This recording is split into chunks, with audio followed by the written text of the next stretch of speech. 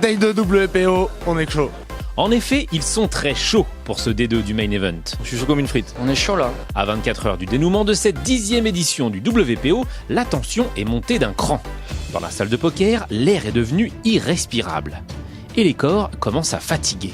On se demande bien comment tous ces gens tiennent après 5 jours ici à Dublin. Bah la drogue hein, évidemment. On mange des fruits, on boit de l'eau. Et sinon, vous connaissez la bonne nouvelle du jour ? Non, c'est quoi? Fais-moi rêver. Je veux bien la connaître. On est samedi? Ah bah non. Mais non, la vraie bonne nouvelle, c'est qu'après le D1B et le D1C et 1389 inscriptions, cette 10e édition du Winamax Poker Open est officiellement la plus grosse de toutes. Allez. C'est top, c'est beau.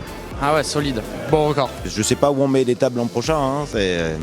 Ça va être compliqué mais c'est chouette. Parmi les qualifiés au D2, on comptait finalement pas mal de teams pro, dont Davidi, qui fêtait hier ses 40 ans.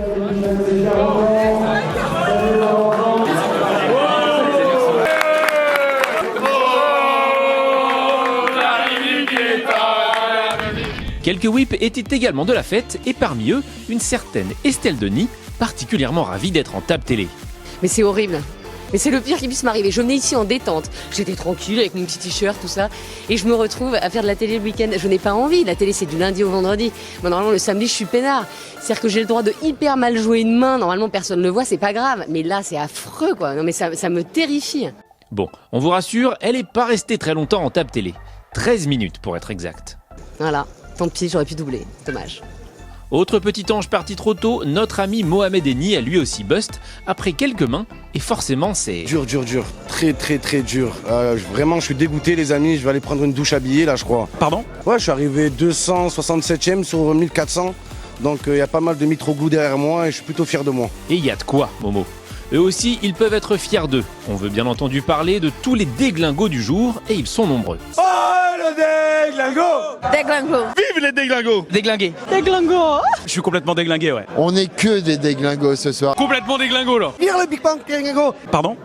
Des déglingos à tous les étages. Ça fait partie de la tradition du WPO. Je ne bois pas. Il est fantasque, dirons-nous. Hier soir, nous avions donc au premier étage le beer pong déglingo, dont le principe consiste à... Qu'il faut mettre la balle dans le gobelet, et puis après on boit la bière, qu'on gagne ou qu'on perde. Enfin, moi je la bois même si j'ai gagné, les 2 fois. Et au rez-de-chaussée, nous avions le midnight déglingo, dont le principe consiste à... Alors le midnight déglingo c'est simple. Que de la chatte. C'est la chatte, quoi. La chatte, que de la chatte. Quel rapport me direz-vous? Eh bien, dans les deux disciplines hautement intellectuelles, on crie très fort. On se prend dans les bras avec les copains.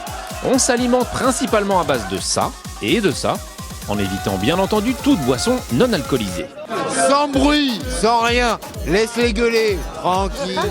Et forcément, après quelques heures et quelques... on passe en mode yen.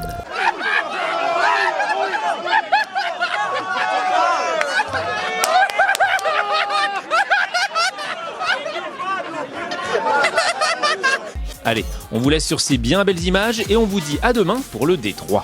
Bisous. Oui.